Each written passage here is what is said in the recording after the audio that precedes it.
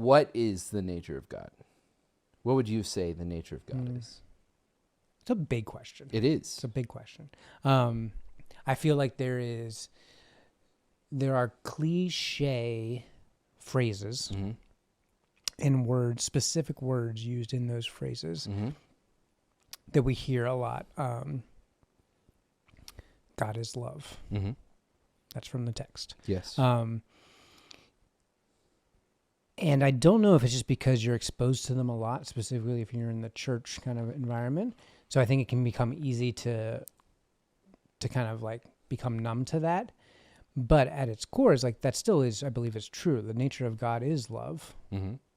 The nature of God is creation. Okay. Is creativity. Let's pause. Okay. God is love. God right? is love. And one of the things that we were even talking about before we were recording, and I feel like it's come up. I mean, I feel like it comes up in everybody's life. It comes up in my life a lot of like, why do bad things happen? Or like, why is suffering around? And like, I feel like they're very canned answers to those questions as well. Right? Right. Of like, what is the nature of God? God is love. Okay, cool. Why do bad things happen? There's like a canned answer for Adam and Eve. Right. Somebody ate a piece of fruit. Right. Human nature maybe is where people would say like contrast it, right? But what's really interesting about that is here's what I'm thinking about, okay? I'm thinking about the word love, and I'm thinking about unconditional love, and I'm thinking about some other conversations that we've had. I'm thinking about people that I've talked to, and I'm thinking of books that I've read, and there's a book that we read, and there's another conversation actually has not come out yet where we talked about this a little bit. But this idea of boundaries and how if you tell someone no, that doesn't mean you don't love them. Yeah. Okay?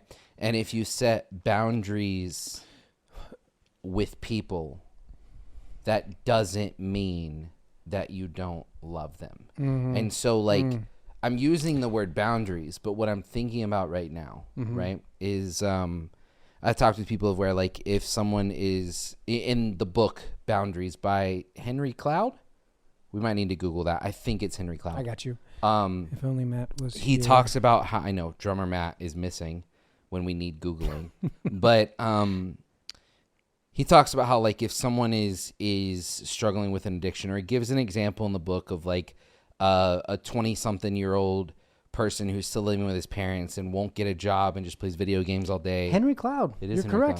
Cloud. Good Nailed pull, it. bro. Nice. And his parents go to like a doctor or therapist and is like, how do we get our son or daughter, I don't remember what it was, to like grow up, like get out of the house, get a job, do all these things. And the doctor in that is literally, it may have been like I think it's Dr. Henry Cloud actually. Can we check that right, too? Yeah, check that one too. Was responding of like, you basically have to kick him out. And you have to let him you have to set these boundaries up, and it doesn't mean you don't love him. And they respond with, doesn't that He is a mean- doctor. Nailed it again. I don't know he's a doctor in, but Double nailed it. 2 for 2. But this idea that I'm going down Yeah. of God is love. And then I'm thinking about how things don't happen when we want them to happen. And they don't happen on the time that we want them to happen. They don't happen how we want them to happen. And I think it's very easy for me, I'm not going to speak for anybody else, to like blame God in that. Of like, why is this not happening? What are you doing? What am I not doing enough of? Which is a hard thought. Yeah. But a real one. When I think about this, it's like, that doesn't mean that God doesn't love me. Just because there's like, I'm receiving this as a no. Yeah. Even though that may not actually be what it is. They're like, I don't know, healthy boundaries. I don't know. I don't know if I'm just rambling now. No, it's okay. I think there are a couple parts to it. One is like this idea of talking the conversation of boundaries and how setting boundaries can, to some people, mean like that means you don't love me anymore. So like that's one conversation. And then the other conversation is like when we experience loss, when we experience disappointment or suffering, hard times in our life, is that a no? Because what you just said. Right. And that, I think, can be really challenging, especially I mean, you shared a little bit of this last week. And if you don't want to talk more about it, that's fine. okay. But having a similar experience too, we'll talk specifically about the loss of like a pregnancy or a child. How do we frame that up as in like that's God saying no, Right. or is a no?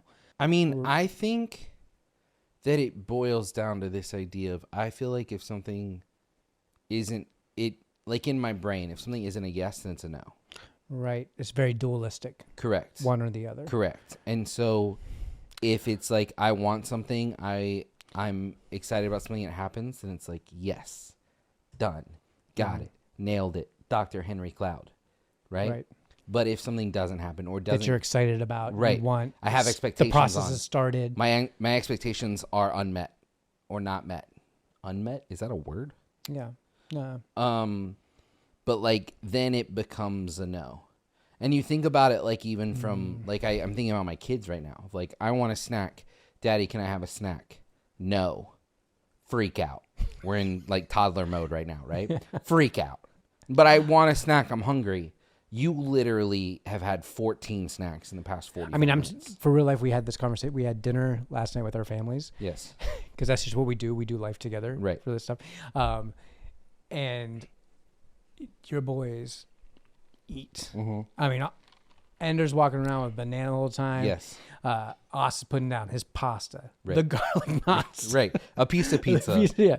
I want another pizza. I want the cheese pizza. Right. Right.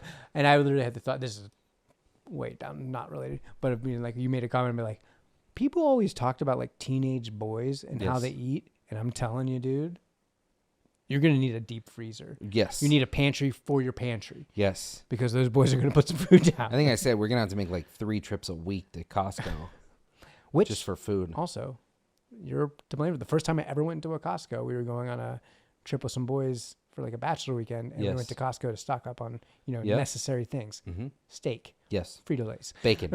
Bacon.